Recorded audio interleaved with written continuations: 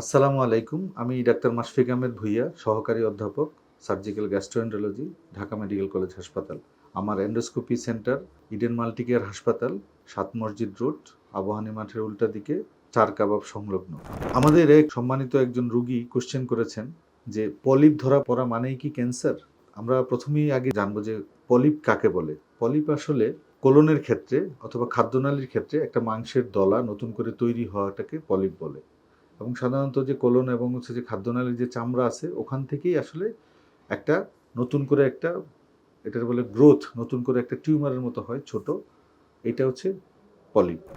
এখন রোগীর যে প্রশ্ন ছিল যে পলিপ মানে কি ক্যান্সার হওয়া? না, পলিপ মানেই ক্যান্সার হয় না। তবে পলিপটা অনেক দিন থাকলে এই পলিপটা পরে ক্যান্সারে রূপান্তরিত হতে পারে।